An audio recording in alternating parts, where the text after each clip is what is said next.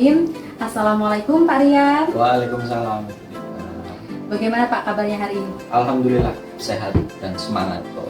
Oh iya, bagus sekali, alhamdulillah sehat. Memang mudah-mudahan kita selalu dalam lindungan Allah sehingga kita bisa menjalankan aktivitas dan tugas pokok kita sebagai guru ya Pak. Oke, berkaitan dengan rencana observasi kita hari ini nih Pak. Hari ini Pak Rian akan menjalankan proses pembelajaran di kelas 10 dulu. Iya, di kelas 10 dulu. Oke.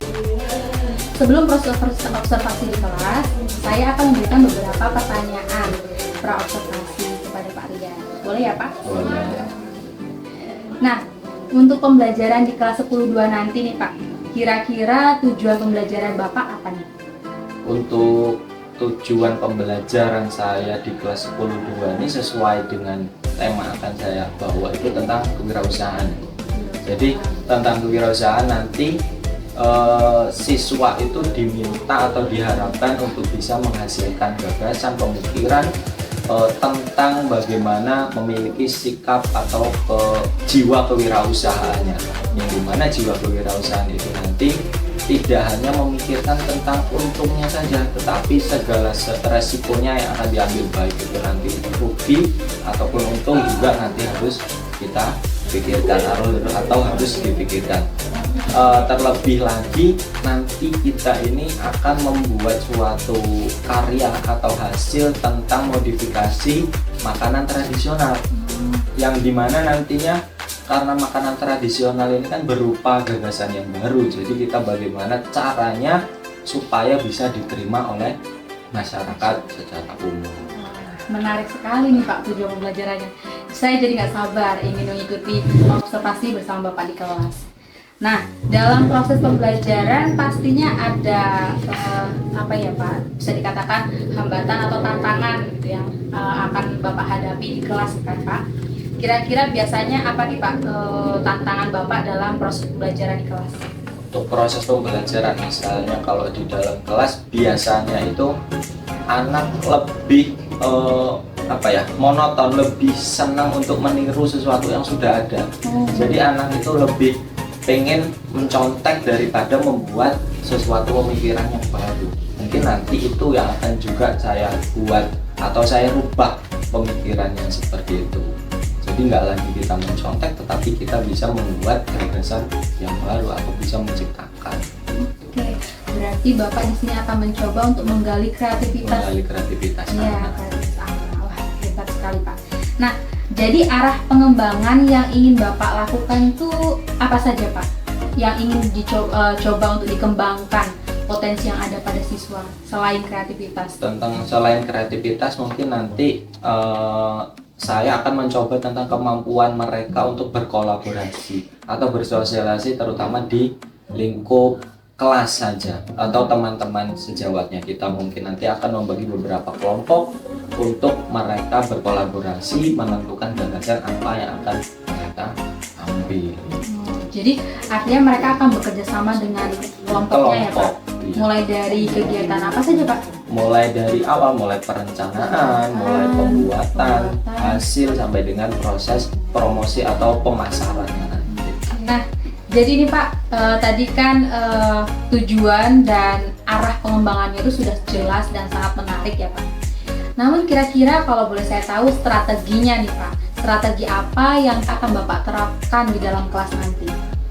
Untuk strategi kita buat kelompok kecil untuk berdiskusi. Jadi kelompok besarnya itu dalam satu kelas, di dalam nanti kita bagi beberapa kelompok untuk jadikan kelompok diskusi. Jadi di dalamnya kita bagikan lembar kerja peserta didik yang di dalamnya di situ ada beberapa contoh makanan-makanan tradisional yang sudah dimodifikasi atau yang sudah dibuat baru atau contohnya. Dengan cara itu nanti kita bisa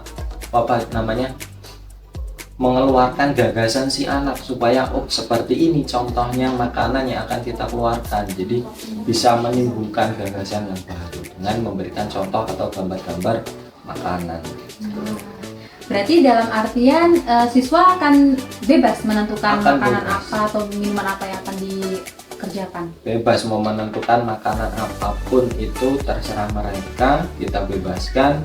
dan mau buat mereka dimodifikasi sedemikian rupa, silahkan kita bebaskan. Oke, berarti yang saya tangkap di sini nanti Bapak akan melaksanakan pembelajaran tentang kewirausahaan ya Pak. Kemudian siswa nanti diberikan kebebasan, berarti Bapak sudah mencoba melaksanakan proses pembelajaran berdiferensiasi ya, dari segi konten tadi, kemudian proses mereka boleh memilih sesuai minat mereka, kemudian produk juga boleh berbeda-beda. Oke, semuanya sangat menarik. Jadi saya semakin bersemangat untuk mengikuti Bapak di kelas. Oke, baik, kalau begitu silahkan Bapak persiapkan dan kemudian kita sebentar lagi akan masuk ke kelas dan saya tentunya akan mengikuti Bapak di kelas untuk melakukan observasi terkait beberapa rubrik yang harus saya isi mengenai proses pembelajaran Bapak di kelas. Oke. Ya, mudah-mudahan semuanya berjalan lancar ya Pak. Amin, amin. Ya, jadi mari kita ke kelas.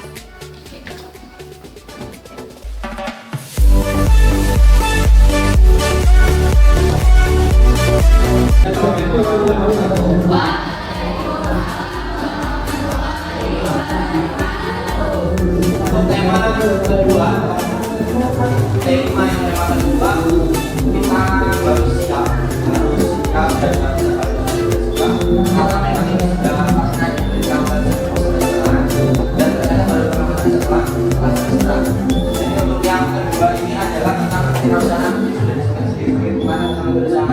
Bagaimana sih apa sih kewirausahaan, apa sih yang akan kita lakukan nanti tentang keilmuannya.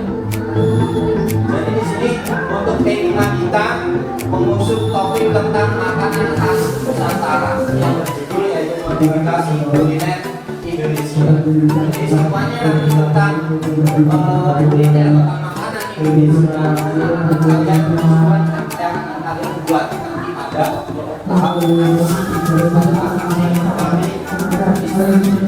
kalau mendengar kata kewirausahaan kita pertama kali yang ada dalam pikiran kita kewirausahaan berarti itu adalah jualan sama semuanya tentang berjualan semuanya tentang berniaga kita berjualan apapun itu yaitu kewirausahaan.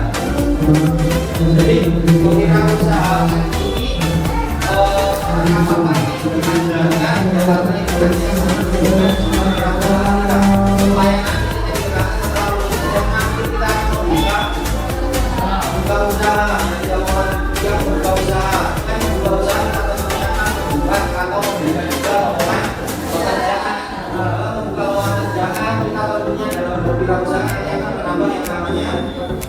relasi dengan teman, misalnya dalam berwirausaha kita mungkin dalam sendiri harus ada yang namanya relasi sama teman itu. Jadi dalam berwirausaha itu tidak perlu tentang kita berjual, kita juga menghubungkan relasi atau jiwa sosial kita. Kalau kita hanya berjualan di rumah, jualan tidak kenal, tidak ada yang namanya relasi, ya kita akan berkembang.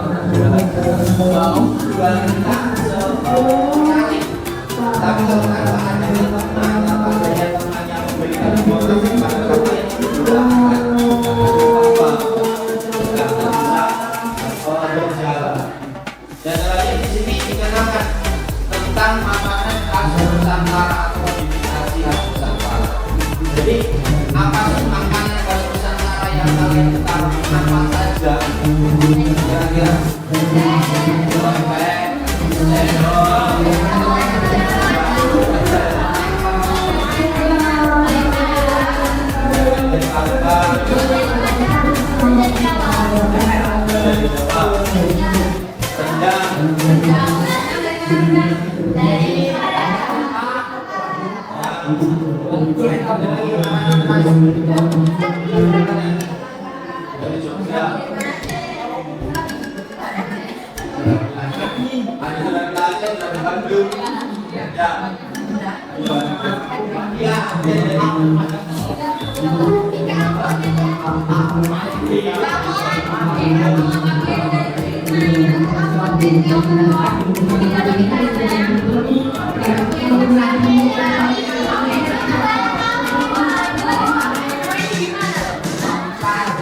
Jadi semuanya itu tentang makanan khas Nusantara atau kita tinggal di daerah Lampung.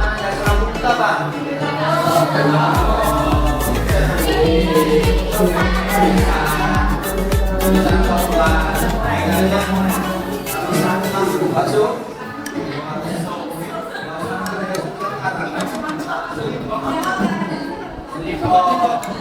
Ya mungkin ada makanan khas yang ada di wilayah tersebut, tidak ada di wilayah lain. Jadi misalnya di wilayah Lampung serupit, namanya serupit dengan atau tempoyak, misalnya tempoyak ada di Lampung, tidak ada di Jawa, tidak ada di Kalimantan dan lain sebagainya. Tetapi hanya berbeda dalam pembuatannya atau namanya. Jadi tempoyak, serupit dan lain sebagainya.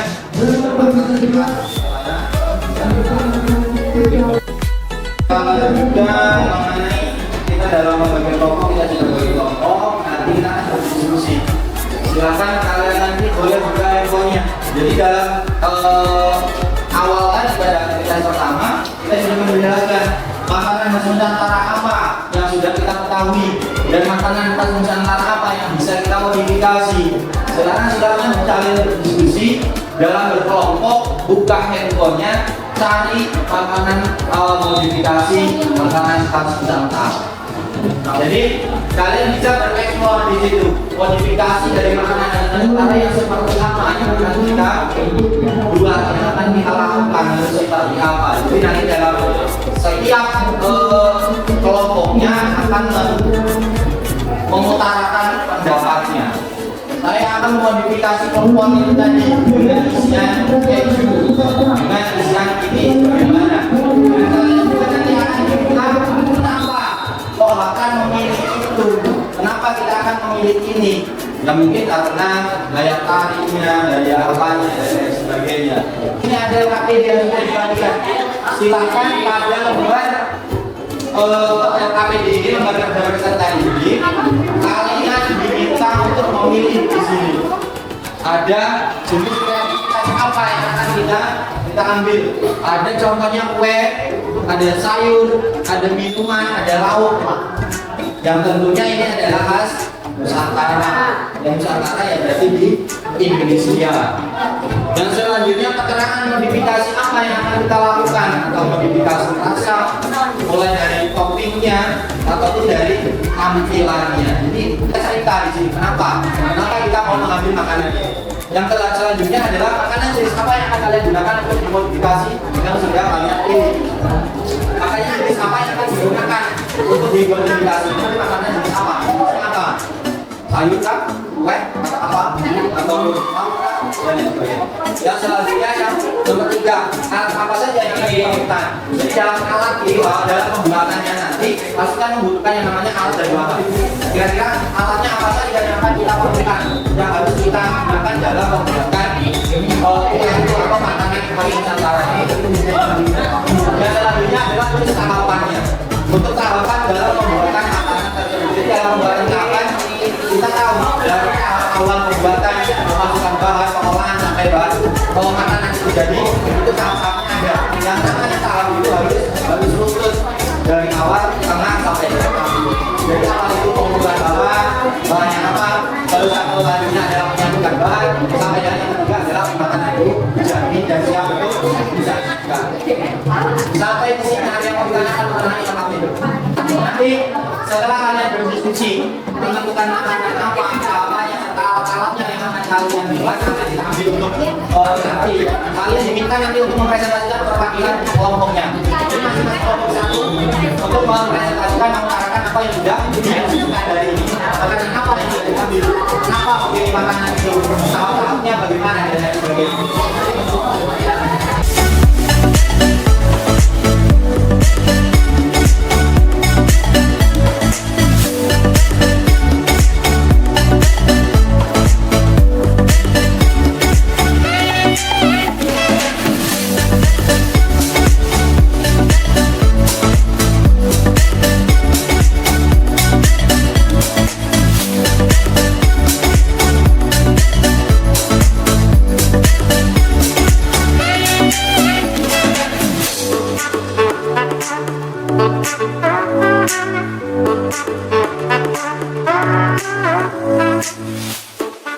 Setelah kita melakukan tahapan diskusi mengenai makanan Nusantara apa yang akan kita ambil dan apa yang akan kita modifikasi, jadi di sini kita akan mendengarkan dari masing-masing kelompok atau perwakilan kelompok untuk mengutarakan hasil diskusinya terkait makanan apa yang akan ditampilkan pada saat kelima nanti. Silakan dimulai dari kelompok satu, makanan apa? Untuk kelompok yang lainnya silakan didengarkan, silakan disimak. Saya akan mempresentasikan hasil diskusi kelompok kami. Jadi di sini kami akan menampilkan minuman dan lauk dengan kreasi rasa manis dan segar dari minuman hijau. Toppingnya akan dijadi topping keju ilustrasi dan tambahannya yang tadinya berwarna coklat dan juga merah akan dimodifikasi menjadi warna pink dari sirup strawberry. Dan ada sate dengan kreasi rasa asin dan pedas. Toppingnya akan ditambah dengan saus kacang dan saus keju. Tampilannya yang awalnya hanya sate ayam biasa akan dimodifikasi menjadi sate ayam dapur dan akan disiram dengan saus kacang dan disediakan saus keju. Mengapa kami memilih jenis makanan tersebut? Karena ikan cincau sangat mudah untuk dikreasikan dan sekarang ikannya semakin tinggi peminatnya. Karena itu kita akan memodifikasinya menjadi lebih menarik dan akan lebih banyak peminatnya. Kita juga akan memodifikasi sate ayam dengan hanya menggunakan daging ayam saja. Kita akan memodifikasinya dengan campuran jamur dan saus keju. Makanan jenis yang akan kami gunakan untuk dimodifikasi. Kita memilih es cincau yang akan dimodifikasikan dengan campuran gulasi, nada bobo dan kuahnya terbuat dari susu putih, susu manis dan bubuk minuman strawberry. Alat yang kami gunakan untuk membuatnya bakso, panci, sop sayur, panggangan sate, dan opor. Bahan untuk membuat cincau, daun cincau, keju, susu, nada bobo, bubuk strawberry, dan gulasi. Bahan untuk membuat satenya ayam, kacang kanan, keju, cabai, dan bumbu dan lainnya. Yang untuk kelompok pertama. Jadi tadi untuk presentasi dari kelompok pertama hasil makanan atau modifikasi makanan yang akan ditampilkan nanti. Silakan selanjutnya untuk kelompok kedua. Silakan. Oke, jadi di sini saya akan mempresentasikan hasil diskusi tentang perkembangan dari kelompok kedua. Jadi kelompok kami ambil kue dan minuman. Oke, jadi yang pertama, mengapa kami memilih jenis makanan tersebut? Karena makanan pokok adalah makanan tradisional yang berasal dari Pulau Jawa. Dan yang kedua, kita memilih minuman yaitu minuman es segar. Karena es segar itu mampu menghilangkan rasa dahaga. Yang kedua, makanan jenis apa yang akan kalian gunakan untuk dimodifikasi yang sudah kalian pilih? Nah, di sini kelompok kita memilih popcorn yang akan kita modifikasi. Yang biasanya popcorn itu hanya isinya gula merah, namun di sini kelompok kita akan memodifikasinya dengan isian rasa coklat, keju, dan gula air. Nah, untuk es segar kita akan memodifikasi dengan selasi dan susu dan juga margarin. Nah, yang ketiga itu alat apa saja yang diperlukan untuk membuatnya. Nah, alat yang digunakan untuk membuat kelompok itu bakso asli menggunakan panci, piring, sendok teh, dan gelas. Nah, bahan yang digunakan itu adalah tepung instan, garam, pandan, gula merah, air kapur, dan kelapa. Dan yang keempat, tuliskan tahapan dalam pembuatan makanan tersebut. Yang pertama itu ada kue popcorn. Langkah-langkahnya yang pertama, rebus air secangkir dengan 2 lembar daun pandan hingga mendidih. Yang kedua, ambil tepung yang telah dicampur bahan lain, lalu pipihkan. Dan yang ketiga, campurkan gula merah dan garam untuk menjadi ketan adonan isian popcorn. Dan yang keempat, itu ada gerakan isian popcorn yang letakkan pada kulitnya. Nah, di sini kita juga akan membuat es segar. Nah, yang pertama, kita siapkan nasi. Biar presentasi dari kelompok 2. Ini sementara keseluruhan dari seluruh kelompok 1, 2, 3, dan 4 sudah menentukan makanan nusantara apa yang akan kita ambil dan yang akan kita modifikasi akan kita buat nantinya. Jadi mudah-mudahan nanti bisa berjalan dengan sukses, berjalan dengan lancar. Segera kita rencanakan sampai dengan hari ini. Jadi untuk tahapan pengenalan mengenai wirausaha dan memodifikasi makanan mungkin kita cukup hari ini. Kita selesai hari ini, kita cukupkan hari ini. Mudah-mudahan dengan adanya minuman, dengan adanya belajar kewirausahaan ini, nantinya kita akan menjadi wirausahawan yang sukses. Untuk pertemuan kita hari ini mengenai kewirausahaan dan minuman, kita ketemu nanti pada saat aksi, pada saat penampilan. Mudah-mudahan diperlancar tanpa halangan suara. Dan ini waktu kita sampai di sini. Baik, wassalamualaikum warahmatullahi wabarakatuh.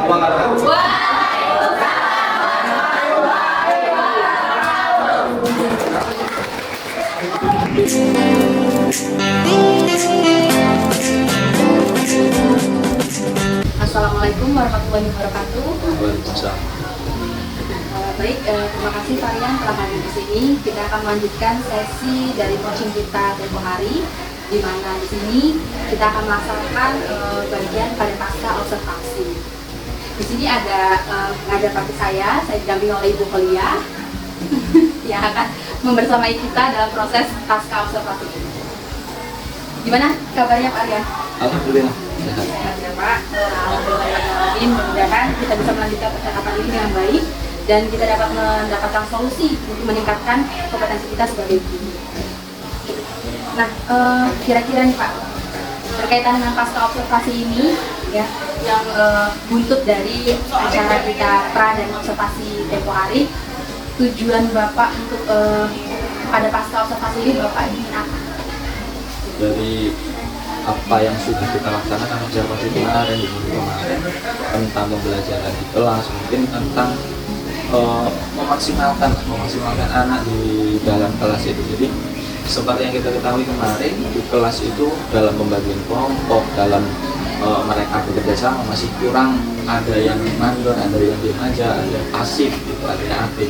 Jadi tujuannya setelah pasca ini ya supaya semuanya itu bisa berperan aktif, berperan bisa memberikan pendapat dalam kelompoknya, jadi nggak hanya itu aja, dan lebih bisa menggali kreativitas anak, nggak cuma monoton itu aja. Artinya yang menjadi masalah varian itu bahwa di dalam kelas kemarin masih ada ya Pak yang berperan sebagai anggota kelompok diam saja, kemudian melihat temannya bekerja. Oke. Nah kemudian Pak, kira-kira yang menyebabkan siswa tersebut pasif itu apa ya Pak menurut Pak? Biasanya anak itu lebih kurang suka dan kurang tertarik dengan materinya, lebih cenderung males ini, kurang menarik, kurang bisa kita terima ke dalam diri mereka. Jadi mereka kurang bisa untuk menggali atau mengutarakan pendapatnya tentang materi apa yang disampaikan. Karena menurut mereka kurang menarik. Kurang menarik. Itu yang menjadi pokok masalahnya. Nah kira-kira yang menyebabkan masalah itu terjadi apa Pak? Biasanya ya terjadi nggak terlepas dari gurunya sendiri di dalam memberikan materi, tetapi guru juga melihat dengan kondisi di kelasnya. Dengan kondisi yang seperti itu ya guru bisa menyesuaikan harus bagaimana dalam memberikan pembelajarannya. Kalau menurut kalian berarti materi itu berkaitan nggak dengan sikap siswa, cara menyajikan materinya kalian, bahan ajarnya, media pembelajarannya, itu kira-kira memberikan kontribusi penyebab mereka pasif ya? Biasanya lebih ke sekarang seperti itu, karena dari media mungkin mereka anggap biasa dengan cara mendikte, menulis ini dan lain sebagainya, kurang adanya permainan game atau tanya jawab untuk mereka komunikasi dengan antara guru dengan siswanya. Kemarin waktu kita observasi kan ya Pak Rian sudah mencoba untuk memasukkan diferensiasi konten atau diferensiasi cara ketika mereka mulai men-searching di Google, YouTube, kemudian mereka mulai membaca bacaan yang berkaitan dengan topik kewirausahaannya. Kira-kira itu efektif nggak untuk meningkatkan minat atau keaktifan mereka dalam pembelajaran? Sebenarnya kalau kita memberikan kebebasan tentang diberikannya bebas untuk melihat Google, melihat handphone dan lain sebagainya, itu ada dua, ada sisi positif, ada sisi negatifnya. Sisi positifnya yang mereka bisa aktif, terlihat aktif untuk mereka mencari materi-materi. Tetapi sisi negatifnya mereka nanti jadi keasikan dengan HP-nya, dengan handphone yang mereka yang dicari materinya ternyata kebablasan. Mereka mencari. Berarti untuk caranya atau untuk kebebasannya itu bagus ya Pak, tetapi untuk pelaksanaannya itu butuh pengawasan ekstra.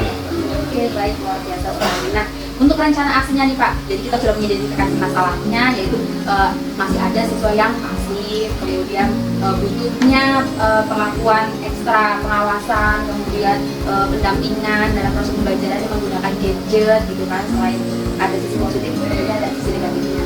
Nah, rencana aksi Pak Rian untuk kedepannya meningkatkan kualitas pembelajaran pada siswa Pak Rian, kira-kira rencana aksinya seperti mungkin dengan cara kita nggak lagi sedikit mengurangi dalam penggunaan handphone atau penggunaan gadget. Kita boleh sebagai referensi aja, kita cari searching di Google atau cari di artikel manapun. Tetapi guru sudah mempersiapkan materi apa yang nanti akan disampaikan terus dibagi mereka per kelompok. Jadi anak itu diberikan suatu materi, jadi mereka untuk diajak berpikir kritis supaya tidak terpaku dengan HP aja atau handphone aja. Jadi diajak, yuk kita berpikir, yuk kita mencari solusi dari masalah apa yang sudah diberikan oleh guru. Ya, berarti peran Pak Rian di sini akan mendorong ya Pak, mendorong kita untuk aktif berkomunikasi dengan rekan. Oke, saya kemarin sudah mulai melihat sih di mana siswa itu sudah tampak muncul kompetensi sosial emosionalnya meskipun belum secara maksimal ya Pak. Kemudian Pak, untuk melaksanakan rencana aksi pendampingan, penyusunan materi, pemberian LKPD seperti kemarin, kira-kira tanggung jawab seperti apa yang akan Bapak lakukan demi keberlanjutan perbaikan untuk pendidikan di kelas Bapak? Mungkin untuk tanggung jawab saya biasanya akan laksanakan itu nanti secepatnya lah dalam pembelajaran, karena kita nggak mau berlarut-larut. Semakin anak itu terbiasa dengan kebiasaan yang itu, ya akan semakin susah untuk merubahnya. Jadi secepatnya selagi masih bisa dirubah, kita rubah karena itu kebiasaan. Mungkin dengan cara dari teman-teman atau satu guru mata pelajaran mereka kita saling berkomunikasi gimana caranya untuk membuat pemecahan masalah. Berarti Pak Rian akan menggandeng guru-guru lain yang akan berkolaborasi. Kemudian bentuk tanggung jawab lainnya yang akan mengingatkan Bapak misalnya atau mengingatkan tentang semangat Bapak untuk memperbaiki pembelajaran di kelas, kira-kira Bapak akan menggandeng siapa spesifiknya? Lebih ke itu tadi, ke guru satu mata pelajaran yang kan mereka yang tahu tentang materi-materinya yang jelas. Jadi Pak, misalnya hari ini Bapak melaksanakan ini, yuk laksanakan, yuk seperti itu dan sebagainya. Jadi lebih ke guru-guru mata pelajaran atau MPLB sekolah. Baik, baik. Nah, terakhir Pak, saya jika boleh menanyakan posisi Bapak sekarang di antara range 1 sampai 10, kira-kira untuk Bapak ini sekarang ada di posisi berapa? Untuk memposisikan saya, diri saya masih posisi 5, 50-50. Bagus enggak, jelek enggak, kayaknya enggak. Masih di tengah. Nah, target Bapak nanti akan meningkatkan ke level berapa? Kalau target, namanya target, orang bertarget bisa setinggi-tingginya, bisa di 10, bisa yang namanya target ya pasti yang paling tinggi. Namanya target, kita bisa menentukan target. Oke, senang sekali. Berarti Bapak itu tipikal orang yang memiliki semangat kuat, kemudian target yang tepat sasaran agar dapat meningkatkan kualitas pembelajaran di kelas Bapak. Baik Pak, kira-kira dari seluruh resolusi atau rencana tindakan lanjut Bapak yang akan Bapak laksanakan, kapan akan dimulai? Kapan akan dimulai? Kalau kita berbicara semester ini sudah diibaratkan di tengah di semester kedua. Kalau untuk rencana kita akan melaksanakan itu kan nggak mungkin langsung spontan langsung jadi, pasti ada rencana dan akan ada jalan-jalan yang nggak gampang. Mungkin akan dilaksanakan bisa atau mungkin paling mungkin itu di semester awal nanti. Di pertengahan semester ini Bapak akan menyusun pelan dulu, menyusun rencana dulu apa. Jadi ibarat kata membuat bekalnya dulu ya sebelum maju berperang gitu ya. Oke, baik, berarti dengan kata lain siswa Bapak itu sekarang sudah cukup berkembang dengan proses observasi kemarin ya Pak, dengan adanya pemberian kebebasan untuk mereka berdiferensiasi dalam pembelajarannya, tapi juga masih perlu ditingkatkan lagi. Baik, terima kasih Bapak. Mudah-mudahan tidak sampai berhenti di sini saja perbaikan-perbaikan yang dapat kita lakukan. Mudah-mudahan di lain waktu kita akan bisa melakukan coaching kembali untuk semakin meningkatkan kinerja pembelajaran kita sebagai pendidik. Baik, terima kasih kalian atas waktunya dan bincang-bincangnya. Saya akhiri. Wassalamualaikum warahmatullahi wabarakatuh. Waalaikumsalam.